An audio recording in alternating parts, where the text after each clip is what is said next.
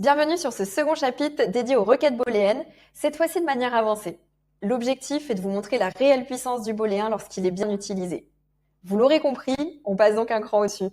Vous avez déjà les bases du booléen et désormais, on regarde ensemble comment l'utiliser comme un pro.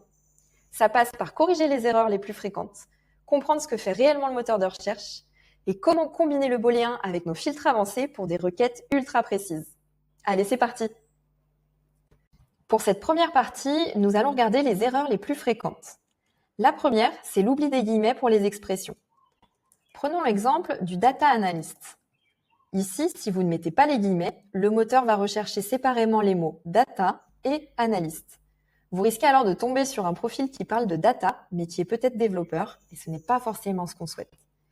Si l'on doit corriger et mettre des guillemets, ça va permettre d'assurer que l'expression exacte soit présente dans vos recherches. Deuxième erreur, le fait d'avoir trop de mots-clés à la suite sans forcément de logique. Prenons l'exemple avec Java, React, Spring, Kubernetes. Quand vous empilez les mots de cette manière, le moteur les interprète comme un « et » qui est implicite. Il cherchera alors uniquement les profils qui contiennent tous ces mots.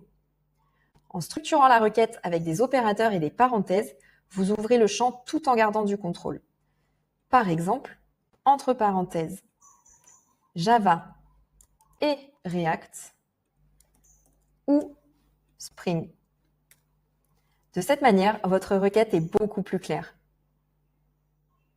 Troisième erreur, le fait d'oublier des parenthèses avec le connecteur OU. Prenons l'exemple de Java et React ou Angular. Sans parenthèse, le moteur interprète l'opération de gauche à droite. Ici, il pourrait alors vous sortir des profils Angular, même sans Java.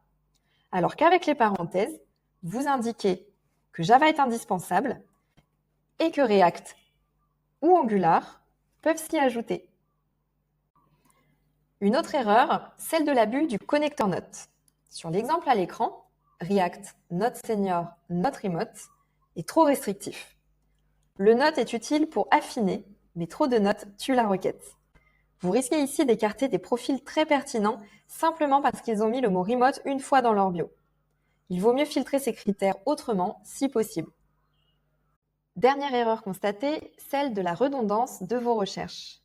Par exemple, vous recherchez un consultant Dynatrace. Vous allez taper la requête suivante, et puis peut-être une autre, avec expert Dynatrace. Et puis peut-être une troisième, avec simplement Dynatrace.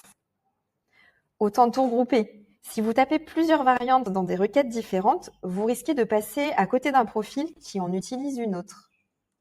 Dans ce cas-là, regroupez-les dans une même requête avec des OR pour couvrir tous les cas.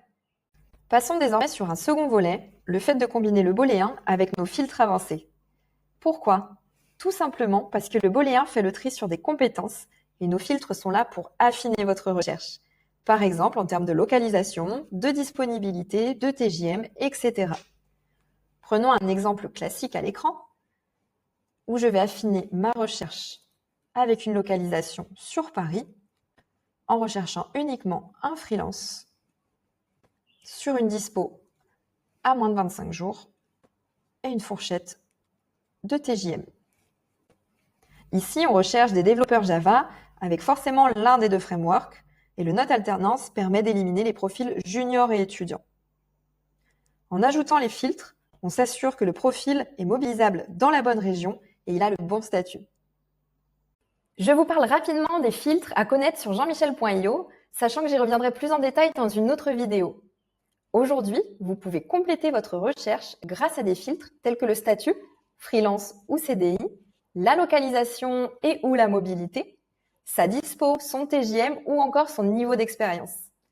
Tous ces filtres sont ajoutés automatiquement à votre requête booléenne, ce qui signifie que tous les critères doivent être respectés afin qu'un profil apparaisse dans vos résultats.